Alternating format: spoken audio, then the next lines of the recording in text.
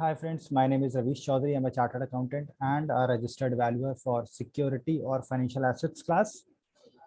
I have authored 2 books on valuation, and I'm here again to discuss about the topics related to uh, valuation course. Today I will touch macroeconomics only. May I get some attention regarding this topic? Generally, people, those who wants to become a registered valuer, generally they ignore this topic, macroeconomics, but it is one of the most easiest and it is one of the most scoring topics. Very less labor or hard work is required to gain all the 4 marks in this topic. Today I will be covering national income in the macroeconomics, and I will try to capture your attention toward this topic. First, I would like to know why this particular topic is in your syllabus. देखिए, लखनऊ में हमारे कहावत है कि जब तक इश्क नहीं होता है तब तक इश्क नहीं होता है, जब तक आप गुफ्तगू नहीं करते हैं, जब तक आप बात नहीं करना चालू करते हैं किसी से। तो आपको इस टॉपिक को समझने के लिए पहले इस टॉपिक से बात करनी पड़ेगी और ये समझना पड़ेगा कि आखिर ये टॉपिक आपके सिलेबस में है क्या। The reason we ignore is that this topic is very crucial for report writing. When you become a registered valuer, this is very important topic which will give you some assumptions regarding the discounts you will make, and to understand the economy, and by understanding the economy or the sector or the industry, you will get to know how much discounts you require to give on valuation of particular company or assets, right? So आप अपने report में देश की अर्थव्यवस्था, दुनिया की अर्थव्यवस्था, या फिर उस पर्टिकुलर सेक्टर की ग्रोथ, या फिर आप जो ग्रोथ रेट डिफाइन करते हैं वो जी जो होता है, वो आने वाले समय पे एक विचार, इस समावेश को, इस एजम्पशंस को लेते हुए आप अपने वैल्यूएशंस को अपनी रिपोर्ट राइटिंग में यूज करते हैं। मान लीजिए फॉर एग्जांपल, अगर मैं आपसे बात करूं कि I approach to you and I ask you कि सर ये बताओ कि इस पर्टिकुलर एसेट का वैल्यूएशन करना है, and I approach you before covid, and then again I approach to you to do valuation of the same asset at the time of COVID. So your valuations will be different. Why? Of course, yes, होगी। आप भी सोच रहे हैं अरे sir इसमें कहने की क्या बात है, होगी क्योंकि भाई इकोनॉमी की प्रॉब्लम हो रही है, लोग डिमांड कम हो रही है, लोग अपना पैसा नहीं खर्च करना चाह रहे हैं, आवश्यक चीजों में ही खर्च करना चाह रहे हैं। They don't want to invest in, they don't want to get into new venture. Sir ये क्या है? ये मैक्रोइकोनॉमिक्स है। You are trying to project, you are trying to take advantage of macroeconomics to understand the value complex issues regarding valuations. You will give some kind of discount in this case. अगर Covid के समय पे आप कुछ discount डालेंगे, आप कहेंगे कि due to covid I am giving 5% discount और 10% discount, 20% or whatever may be you decide. So this is why macroeconomics is very important. This is the reason why macroeconomics is in your course. And believe me, your valuation report is incomplete if you have not touched macroeconomics conditions or the conditions which are affecting the industry, right? So today I will be covering national income only in this topic. There are 3 more topics in macroeconomics. One is fiscal policy, monetary policy, and business cycle. But I will be covering today this particular national income. Guys, I also got many calls, I'm getting many calls regarding sir कैसे crack करें ये examination, कैसे पढ़ाई करें. तो next video में I will try to give a hint or a try to help you out to clear this exam. और उसको जरूर देखिएगा. और if you like my this video, please like, share and subscribe so that it can go to be number of people who are struggling to clear this examination. So guys, let's go to macroeconomics part and we try to understand what is macroeconomics and basically what is national income. I don't want to get you into detail about national income. I'll get straight to the topic. What is national income? National income को हिंदी में बोलते हैं राष्ट्र आय. राष्ट्र आय. पहले हम will go to definition, we understand the definition and then will slowly get into the main crux. So sir, मेरा पहला प्रश्न आपसे, नेशनल इनकम आखिर होती क्या है? कौन सा ऐसा शब्द, कौन सा ऐसा शॉर्टकट, कौन सा ऐसा एब्रिविएशन है जो जिसको सुन के आपको लगता है अरे ये नेशनल इनकम है? मुझे यकीन है कि आप में से बहुत सारे लोग जीडीपी को नेशनल इनकम से रिलेट कर रहे होंगे. Sir, gross domestic product is a national income, GDP is a national income, right? आप सभी समझ रहे हैं, मैं भी समझता था. आइए इसको पढ़ते हैं, फिर धीमे धीमे हम आपको लेके जाएंगे कि आखिर नेशनल इनकम होती क्या है एक्चुअल में, और लॉजिक के साथ. आइए बात करते हैं. सर, डेफिनेशन पढ़ते हैं पहले. Definition is national income. National income refers to total value of goods and services produced in a country in a given year. यहाँ पर एक चीज ध्यान रखिएगा, यहाँ पर लिखा है टोटल वैल्यू, बस टोटल वैल्यू लिखा है. कुछ रीजन है, ध्यान दीजिएगा उसका, मैं बताऊंगा. National income refers to the total value of goods and services produced in a country in a given year. आइए साहब, फिर लिखा है net national income is also known as net national product at factor cost. National income is also known as net national product at factor cost, right? Net national product at factor cost. Okay.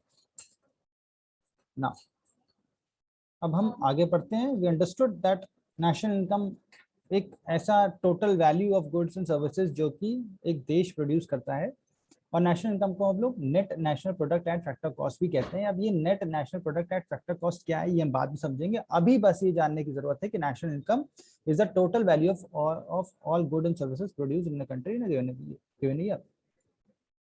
आइए, now कुछ important abbreviations are there like GDP, GNP, NNP, PI and DI, right?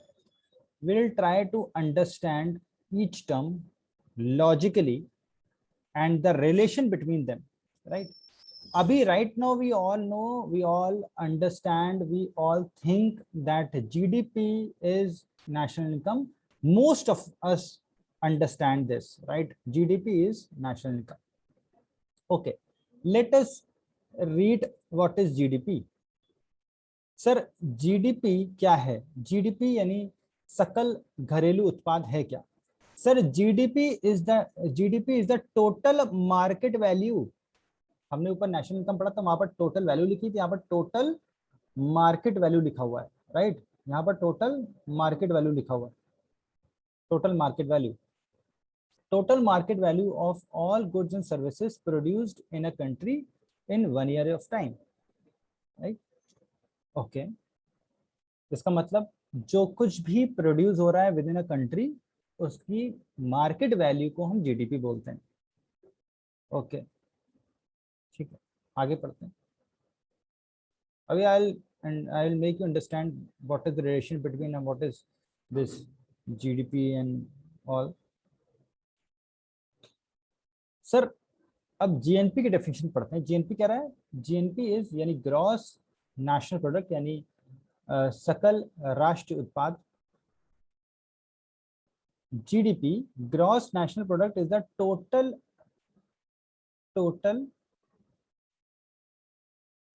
ये gross राष्ट्रीय उत्पाद है, gross राष्ट्रीय उत्पाद, वो थी जीडीपी, ये है GNP. GNP is the total market value of all goods and service produce by citizens of a country living inside और आउटसाइड अ कंट्री, राइट।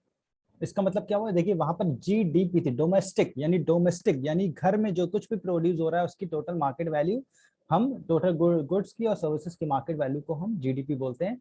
यहाँ पर है जीएनपी यानी ग्रॉस नेशनल प्रोडक्ट, यहाँ पर नेशनल्स जो कुछ भी प्रोड्यूस कर रहे हैं एक साल में उसको हम जीएनपी बोल रहे हैं, उसको हम जीएनपी बोल रहे हैं। नेशनल्स जो प्रोड्यूस कर रहे हैं, फिर से समझिएगा, नेशनल्स जो प्रोड्यूस कर रहे हैं वहां पर हम देश में कुछ भी प्रोड्यूस हो रहा है उसकी बात कर रहे हैं। सर इसका मतलब क्या है, आइए मैं बताऊं। अब हम धीमे धीमे अपने इंपॉर्टेंट पार्ट पे चलते हैं, understand. Sir let's say this is a country, ये एक कंट्री है, this is country one, this is country one. इस कंट्री में let's say 1 2 3 4 5 6 7 8 10 11 12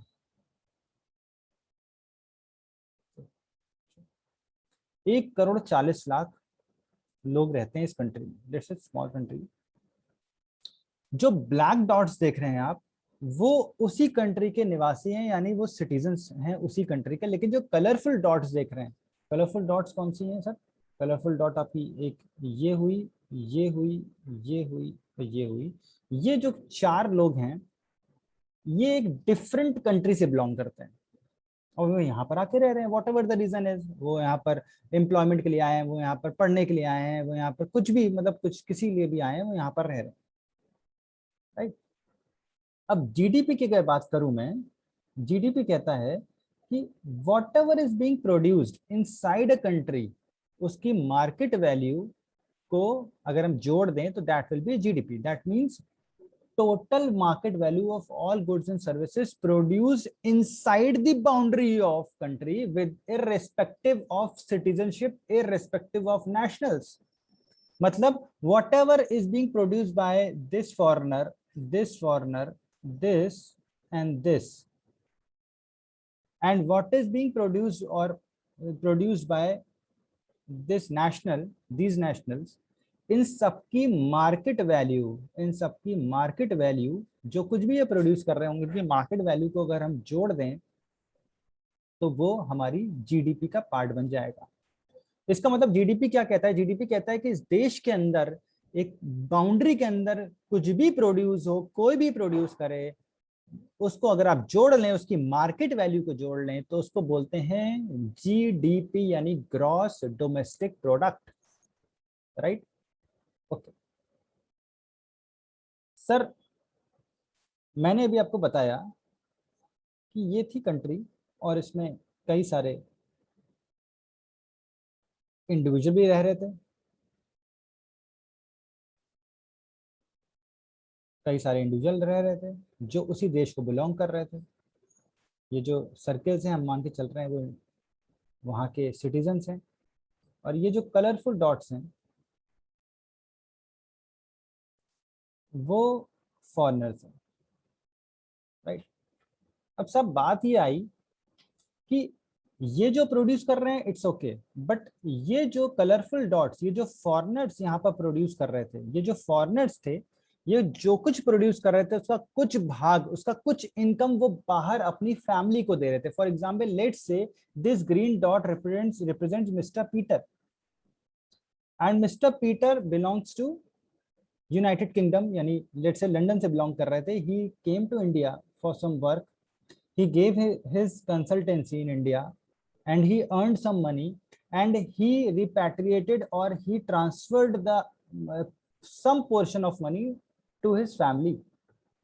In the same way, this blue dot, this is Mr. Mrs. Sampson, she came to India to give her services or to help in manufacturing, right? Something, and she earned in India in Indian rupees, and then she transferred a major portion of her income to his family living in America, right? तो sir मुझे ये बताइए, हम GDP की बात करते हैं, राष्ट्रीय आय की बात करते हैं, जो पैसा भारत से बाहर जा रहा है क्या वो भारत के राष्ट्र आय का हिस्सा बनना चाहिए? क्या वो जो पैसा इंडिया से बाहर जा रहा है उसकी अकाउंटिंग एज अ इनकम होनी चाहिए,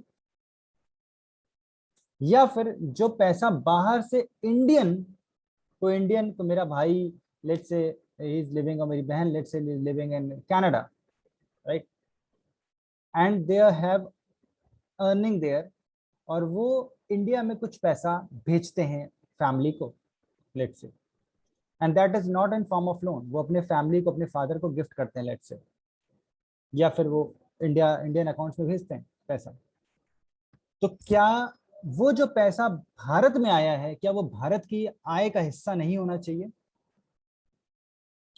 मैं इसको और सिंपल शब्दों में बोलता हूं सर, ये थी एक कंट्री और ये थी दूसरी कंट्री,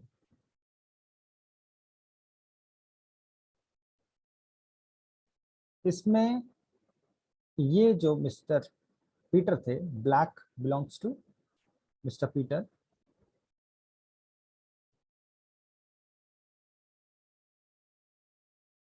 ये है लेट्स से कंट्री 1, ये है, इसको मैं आपको रेड कर दे रहा हूं तो और अच्छे से आप रिलेट कर पाएंगे, ओके, और इसको कर देता हूँ blue। Okay, so Mr. Peter belongs to country 2, whereas Mr. Mrs. Sampson belongs to country 1. Now, whatever Samson is creating, whatever wealth Samson is creating, she is transferring a part of that money to her home. Whereas Mr. Peter is sending some part of his money income to country 2. So would not be it's good if we add what is coming inside, whatever income is coming inside, यानी imports को add कर दें, जो आ रहा है, जो पैसा आ रहा है, जो ये मैं गुड्स का इंपोर्ट की बात नहीं कर रहा हूँ, जो पैसा इंपोर्ट हो रहा है, जो आ रहा है उसको मैं ऐड कर दूं, उस इनकम को ऐड कर दूं, और जो पैसा एक्सपोर्ट हो रहा है यानी आपके यहाँ से पैसा जा रहा है, इनकम जा रही है, गुड्स की बात नहीं कर रहा हूँ मैं यहाँ पर, इंपोर्ट एक्सपोर्ट गुड्स की बात नहीं कर रहा हूँ, ध्यान रखिए मैं इनकम की बात कर रहा हूँ। मिस्टर पीटर जो पैसा भेज रहे हैं अपनी फैमिली को उसको माइनस कर दूं, अगर मुझे कंट्री वन की जीडीपी, मुझे कंट्री 1 की इनकम चाहिए, नेशनल इनकम चाहिए, तो मैं क्या करूंगा, मैं करूंगा total market value of all goods and services provided, all goods and services provided in a country created will be better, created in a country plus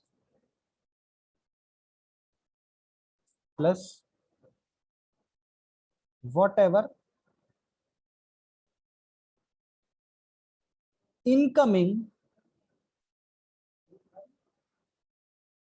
income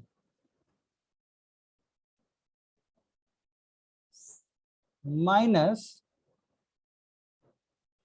whatever is going outside, outgoing income। अगर मैं ये करूं तो GDP से, this is exactly what is GDP, अगर मैं GDP से, this is we read about this कि whatever is produce in a country in 1 year, whatever it is, the market value is GDP.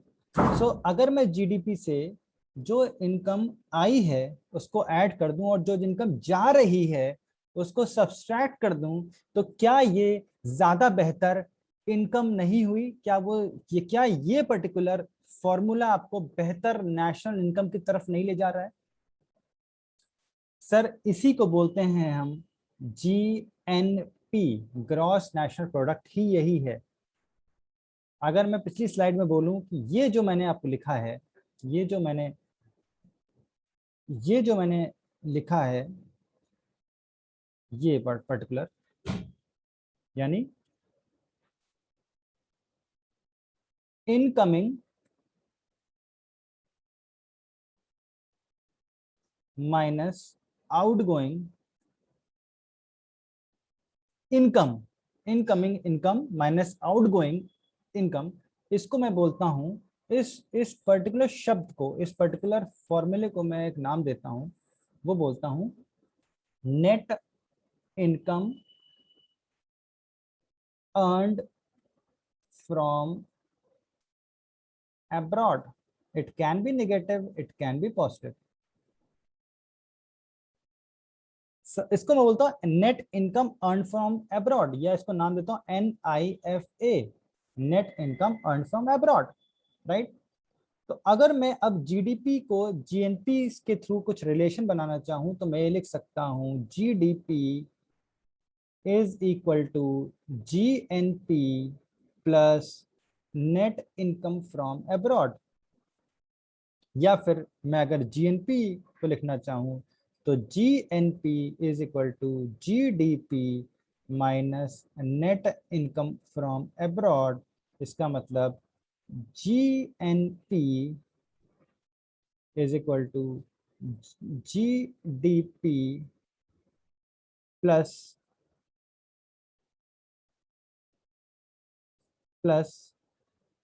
Incoming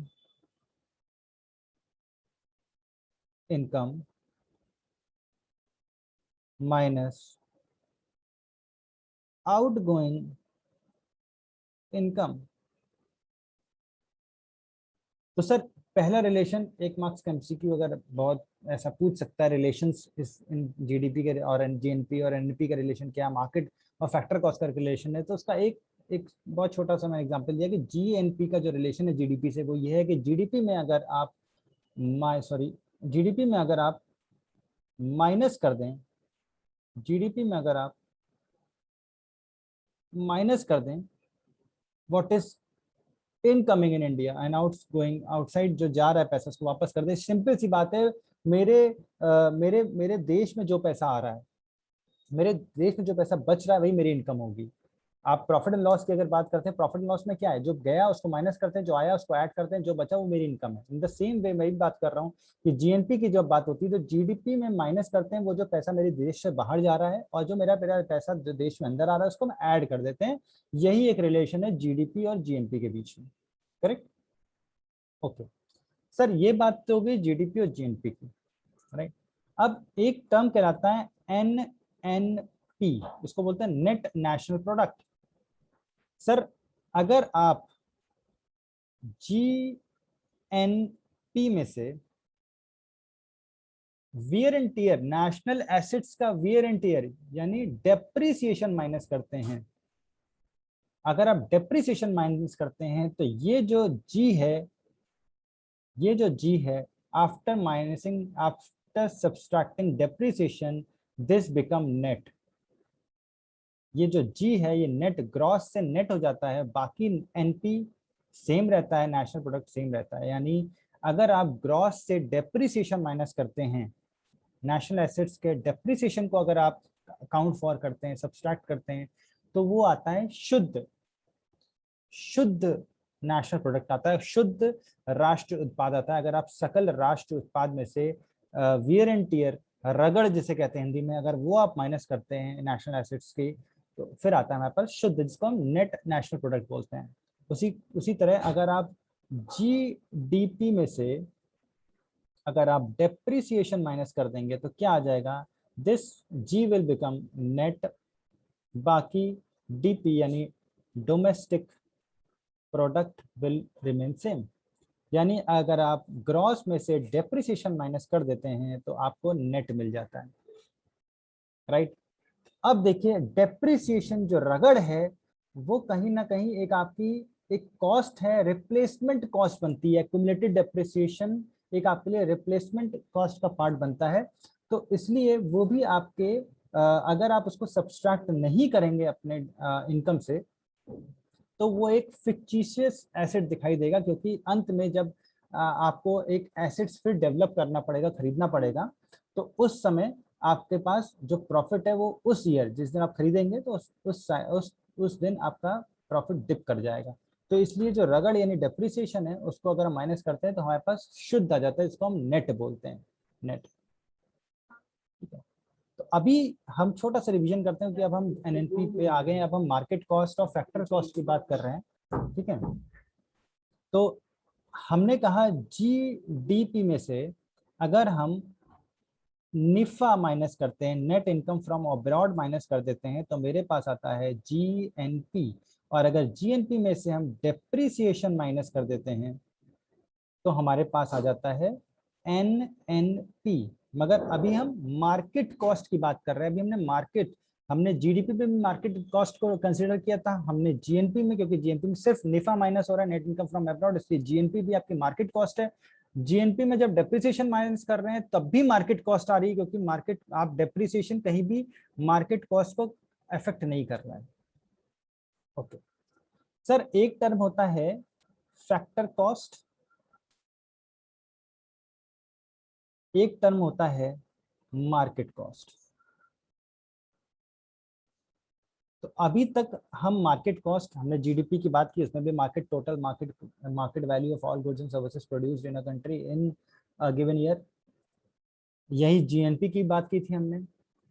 अभी net national product की भी बात जो हम लोग कर रहे थे, डेप्रिसिएशन माइनस कर जीएनपी से, वो भी मार्केट कॉस्ट में आया था। लेकिन हमने जो डेफिनेशन पढ़ी थी नेशनल इनकम की, वो कहता है national income is also known as net national product at factor cost. साहब ये क्या है और ये क्यों कहा गया है, आइए इस पे चर्चा करते हैं।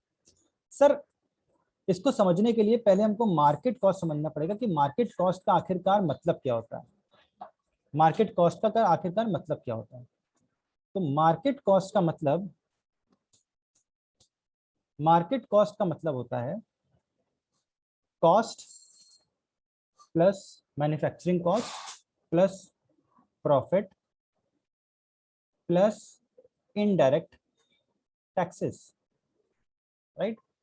अगर हम मार्केट कॉस्ट की बात करते हैं तो मार्केट कॉस्ट का मतलब होता है कॉस्ट उस प्रोडक्ट को बनाने के लिए, प्लस उस पर जो प्रॉफिट होगा, प्लस उस पर indirect taxes, correct. Okay sir, बात करते हैं इनडायरेक्ट कॉस्ट का क्या मतलब होता है। सर, इनडायरेक्ट टैक्सेस एक बर्डन होता है कंज्यूमर पे। वो जो इनडायरेक्ट टैक्स होता है एक बर्डन है, उससे प्रत्यक्ष डायरेक्ट रूप में कंज्यूमर को कोई फायदा नहीं हो रहा है, वो बात ठीक है। वो जब इनडायरेक्ट टैक्स देता है उसके बाद उसको इनडायरेक्टली गवर्नमेंट कुछ ना कुछ गवर्नमेंट एक्सपेंडिचर करके उसको बेनिफिट देती है, मगर मैं जब आप सामान खरीदते हैं उस समय आपको किसी भी प्रकार का कोई प्रोडक्ट नहीं मिल रहा है उस इनडायरेक्ट कॉस्ट को इनकर करके। फॉर एग्जाम्पल, प्रोडक्ट के लिए जो आप पैसा दे रहे हैं वो केवल कॉस्ट प्लस प्रॉफिट है, ये एक एक्स्ट्रा बर्डन है जो गवर्नमेंट आपको लगा रही है, ये कर लगा रही है, राइट। मेरी बात समझिएगा, शायद अभी आप असंतुष्ट हो मेरी बात से, मैं सिर्फ इतने कहने की कोशिश कर रहा हूं कि आप जब इनडायरेक्ट टैक्स देते हैं यानी जीएसटी देते हैं, तो जीएसटी से आपको कोई प्रोडक्ट हासिल नहीं होता है, वो over and above cost plus profit होता है। यानी जो एक्चुअल खुदरा जो उसका कॉस्ट है प्लस उसमें मुनाफा, अगर जीएसटी ना होता तो आपको वही प्रोडक्ट कॉस्ट प्लस प्रॉफिट मिल जाता, लेकिन जीएसटी होने की वजह से आपको एक एक्स्ट्रा बर्डन पड़ रहा है, मगर प्रोडक्ट कुछ नहीं मिल रहा है जीएसटी के वजह से। सिर्फ उस जीएसटी के वजह से आपको कोई प्रोडक्ट नहीं मिल रहा है, you not getting any product because of paying indirect tax. ठीक है, इट्स काइंड ऑफ बर्डन। अभी यहीं से समझिएगा, आगे आता हूँ। Okay sir, let's take an example. इससे पहले वाले में जो मैंने कहा उसको ध्यान रखिएगा कि market cost is equal to cost, market cost क्या है, कॉस्ट प्रॉफिट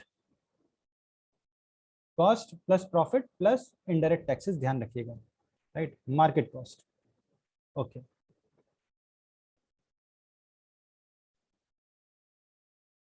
छोटी सी एक्सरसाइज करता हूँ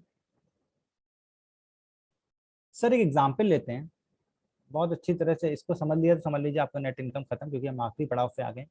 सर एग्जांपल लेते हैं, लेट्स से 2019 और 2020। सर एक एग्जाम्पशन लेते हैं ताकि बेटर आप अंडरस्टैंड कर पाए, समझ पाए कि 1920 और 2020 में कोई भी किसी भी तरह का इन्फ्लेशन नहीं था। इन्फ्लेशन वॉज सेम, जो 2019 में था 2020 में इन्फ्लेशन था, पहला एजम्पशन। दूसरा एजम्पशन, कोई भी तरह का किसी भी तरह का there is no increment in production at all. Production जो 2019 में हुआ था गुड्स एंड सर्विसेज का, एग्जैक्टली सेम प्रोडक्शन 2020 में हुआ है। देयर इज नो इन्फ्लेशन, इसलिए जो कॉस्ट थी रॉ मटेरियल की, या जो कॉस्ट थी plus profit will also be same. एक कंडीशन लेके चलते हैं कि आइडेंटिकल गुड्स प्रोड्यूस हुए थे 2019 में और आइडेंटिकल गुड्स प्रोड्यूस हुए 2020 में। इन्फ्लेशन ना होने की वजह से the cost incurred in preparing manufacturing in 2019 is exactly same as 2020 and the profit demanded by the entrepreneurs is also same। ठीक है, आइए, let's say the cost to produce goods and services was 10,000 crores in 2019। as I said, कुछ production में change नहीं हुआ है, production is same, cost is same. So 2020 में भी कितना कॉस्ट होगा? 10,000 crores।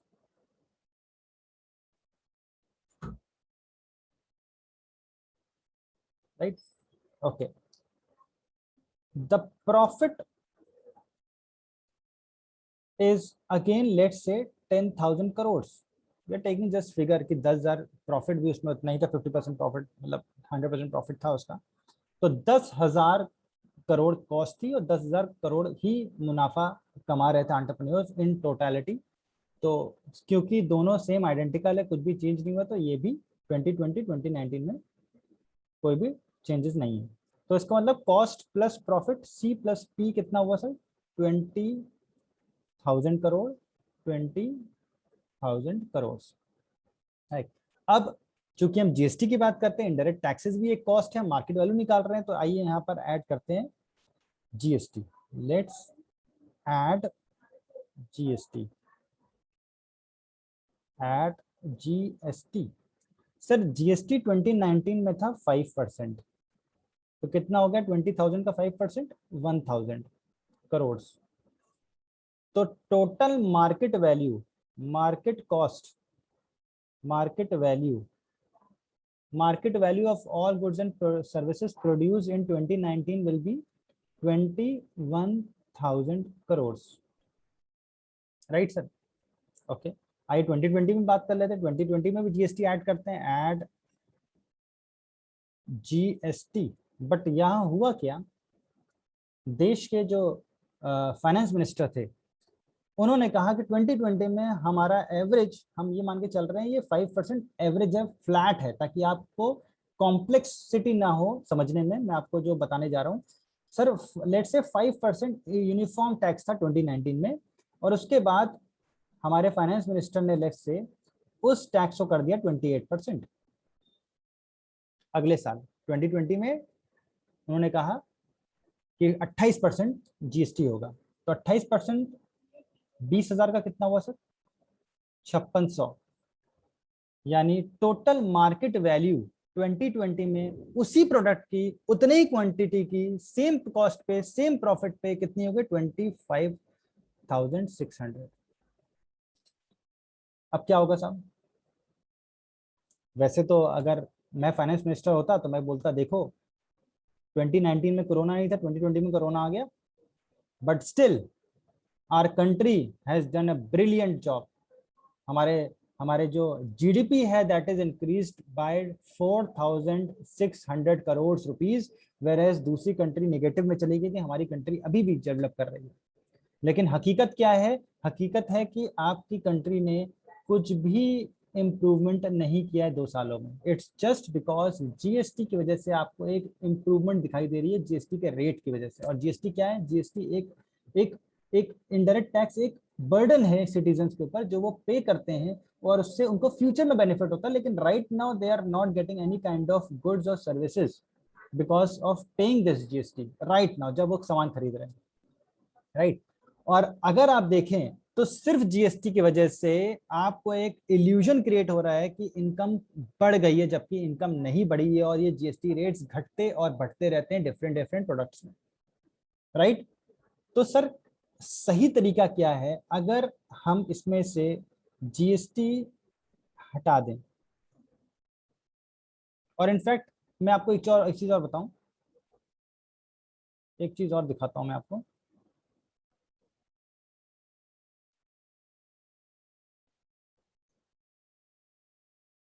लेट से मुनाफा, ये जो 2020 में उत्पादन हुआ, प्रोडक्शन हुआ 9,000 का, और for the sake of reducing complexity आपका प्रॉफिट हुआ 9,000 रुपीज का। तो आपका जो कॉस्ट प्लस प्रॉफिट हुआ 18,000 रुपीज का, और 18,000 का अगर आप 28% करें, 18,000 into 28%, that is coming to 5040।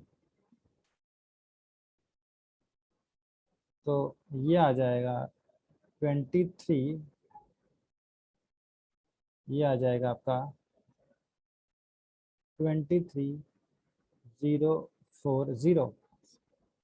Sir अब देखिए, अगर आप 2019 से 2020 की मार्केट वैल्यू को कंपेयर करेंगे तो आप कहेंगे कि सर इकोनॉमी यानी जीडीपी ने या जीएनपी जो भी है, आप एनएनपी ले रहे हैं, मान लीजिए एनएनपी है, डेप्रिसिएशन माइनस कर चुके हैं लेट से, तो ये जो एनएनपी एट मार्केट कॉस्ट है या जीडीपी एट मार्केट कॉस्ट है, अगर ये जीडीपी है तो ये इंक्रीज कर रही है। सर कैसे इंक्रीज कर रही है? 19 में सर 21,000 करोड़ थी और 2020 में 23,040 करोड़ हो गई है, जबकि एक्चुअल कंडीशन क्या हुई है कि there is a shortfall, there is a आपका प्रोडक्शन कम हो गया है, आपका मुनाफा कम हो गया, राष्ट्र यहाँ पर जो सिटीजन्स रह रहे हैं उनका मुनाफा कम हो गया, उन्होंने पैदावार भी कम की है, ये देखिए यहाँ पर। मगर फिर भी एक इल्यूजन क्या क्रिएट हो रहा है, सिर्फ बिकॉज हमने टैक्सेस से खेल लिया तो आपको लग रहा है कि इकॉनमी बढ़ गई है। ओके, अब साहब करेक्ट इंडिकेशन काफी लोग को समझ में आ गया होगा। अगर हम ये माइनस कर दें, ये हटा दें, ये हटा दें, जीएसटी हटा दें, अगर हम इसको इस पूरी चीज को यहाँ पर माइनस कर दें, तो ये जो हमारे पास आ रहा है, ये जो आ रहा है cost plus profit, cost plus profit, this is the correct indication of a national income. क्यों? अब लग नहीं लगता आपको कि क्या ये सही नहीं है? अगर हम डेप्रिसिएशन को माइनस कर रहे हैं, अगर हम डायरेक्ट टैक्सेस को माइनस कर दे रहे हैं, तो क्या ये जो 20,000 करोड़ आ रहा है, ये जो 18,000 करोड़ आ रहा है, this is the real income? क्योंकि जो आप टैक्सेस पे कर रहे हैं उससे आपको कुछ नहीं मिल रहा है। गवर्नमेंट की इनकम अलग चीज है, गवर्नमेंट की इनकम जो हो रही है वो आपकी इनकम से हो रही है, तो there is nothing which is getting increased. आप अपना ही पैसा गवर्नमेंट को दे रहे हैं जो गवर्नमेंट के पास था, तो नेट इनकम कहीं इंक्रीज नहीं हो रही है, वो पैसा सिर्फ आपकी पॉकेट से निकल के गवर्नमेंट की पॉकेट में जा रहा है, जो इनडायरेक्ट टैक्स की बात कर रहा हूँ। लेकिन जब कॉस्ट की बात कर रहा हूँ, जो प्रॉफिट की बात कर रहा हूँ, तो कहीं ना कहीं कोई अर्न कर रहा है उसको, राइट। किसी के लिए कॉस्ट, किसी के लिए मुनाफा भी होगी उसमें, उस किसी के लिए कुछ खरीदा, किसी के लिए कॉस्ट, उसमें कुछ किसी के लिए मुनाफा भी होगा, तो धीमे धीमे ग्रेजुअली ये प्रॉफिट्स कहीं ना कहीं वो इंक्लूडेड है, बट कहीं ना किसी को प्रॉफिट हो रहा है। लेकिन यहाँ पर जो आप डायरेक्ट टैक्स दे रहे हैं उसमें किसी को प्रॉफिट नहीं हो रहा, आप अपनी सिर्फ अपना जेब से कुछ पैसा निकाल के गवर्नमेंट को दे रहे हैं, और उसके उसके उस पेमेंट की वजह से आपको कुछ बेनिफिट, कुछ तत्काल प्रभाव से गुड्स या सर्विसेज नहीं मिल रही। बेनिफिट फ्यूचर में होता है, नो डाउट, गवर्नमेंट एक्सपेंडिचर करती है, उसकी हम बाद में बात करेंगे मॉनेटरी पॉलिसी, फिस्कल पॉलिसी में, लेकिन अभी कुछ नहीं हो रहा है, राइट। तो बात ये है साहब कि कॉस्ट प्लस प्रॉफिट अगर हम बात करते हैं, तो अगर इसको, this is the correct indicator of national income. Okay, अब साहब हमने माइक्रो इकोनॉमिक्स में एक चीज पढ़ी थी, factor of production, production cost पढ़ी थी, फैक्टर ऑफ क्या क्या फैक्टर्स होते हैं प्रोडक्शन के, हमने क्या पढ़ा था? Land, labour capital and profit. Sir ये जो लैंड लेबर कैपिटल है ना सर, यही है आपकी कॉस्ट। आप कुछ भी मैन्युफैक्चरिंग कर रहे हैं, आपने जगह ली, आपने रॉ मटेरियल लिया तो कैपिटल का पार्ट बन गया, आपने लेबर लगाई, आपने लेबर को पेमेंट किया है, वो कैपिटल का आपका कॉस्ट का पार्ट बन गया। तो ये है साहब कॉस्ट। और ये जो प्रॉफिट है यानी एंटरप्रेन्योर्स, इसको जब हम ऐड कर देते हैं तो इस ये कहते हैं फैक्टर ऑफ फैक्टर्स, प्रोडक्शन के फैक्टर्स, फैक्टर्स ऑफ प्रोडक्शन।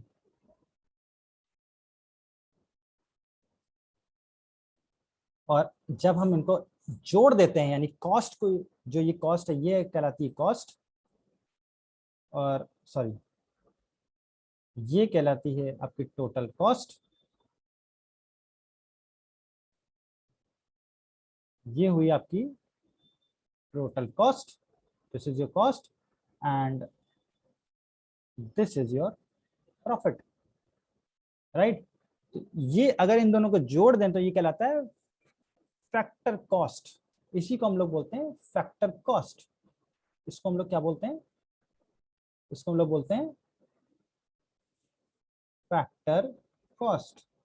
और अगर आप पीछे देखें तो हमने एक्चुअली में यही किया है, we are trying to search out the factor cost. तो साहब हमने जो, अब हम let's go to the go to back, let's go back. Okay sir, हमने जो यहाँ पढ़ा था कि sir net income is also known as net national product at factor cost. तो यहाँ से हमने जो आपको पूरा अभी एग्जाम्पल समझाया, वहाँ वो लॉजिक है कि कैसे net national product at factor cost he national income होती है, राइट। अब छोटा सा, अब मेरे ख्याल से आपको समझ में आ गया होगा। अब छोटा सा एक मैं आपको डायग्राम दे दूं, that this diagram will be very helpful while you are revising your notes. इस डायग्राम को आप फोटो खींच लीजिएगा या अपनी नोटबुक में बना लीजिएगा। GDP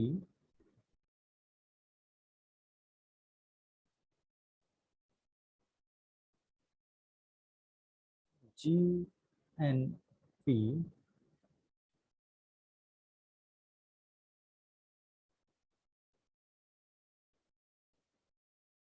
NNP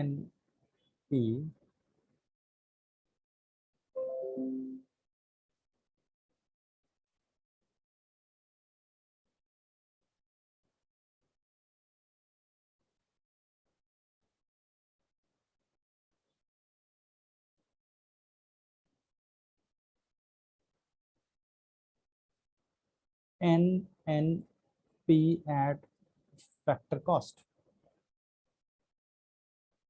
यहाँ पे लिखिए GNP less net income from abroad. ये क्या है, incoming minus outgoing. This is net income from abroad. If we subtract net income from abroad from GST, then what will get? We get GNP. अब GNP में if we subtract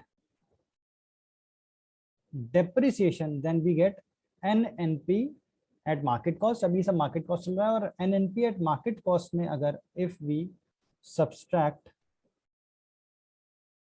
indirect taxes and subsidies as well, तो हमें मिलता है net income, sorry net national product at factor cost. तो ये एक diagram है जो रिलेशनशिप बता रहा है कि अगर आप जीडीपी से जीएनपी जाना चाहते हैं तो net income from abroad minus कर दीजिए, अगर जीएनपी से एनएनपी में जाना चाहते हैं तो आप डेप्रिसिएशन माइनस कर दीजिए, अगर एनएनपी एट मार्केट कॉस्ट से आप अगर एनएनपी एट फैक्टर कॉस्ट जाना चाहते हैं तो नेट इनकम इनडायरेक्ट टैक्सेस और गवर्नमेंट ग्रांट्स भी माइनस कर दीजिए, तो एडजस्ट कर दिया। तो this was all about national income. National income क्या होती है आपको समझ में आ गया। बहुत ध्यान रखिएगा, एग्जाम में क्वेश्चन पूछता है national income is A GDP, B NNP, C NNP at factor cost, D all of these and none of these. And most of the people, because they don't don't give too much serious on this particular topic, they're not very much serious about this topic, so they don't read this, and they lost 1 marks, and not even they lose 1 marks, but they also lose 0.25 marks also, because there's a negative marking in the examination. So this was all about national income. In the next topic we will discuss about next video we will discuss about this this monetary policy and fiscal policy, and I'll also make a video on how to crack registered valuer examination and what are the important topics which you don't have to miss, and they are very important at scoring as well.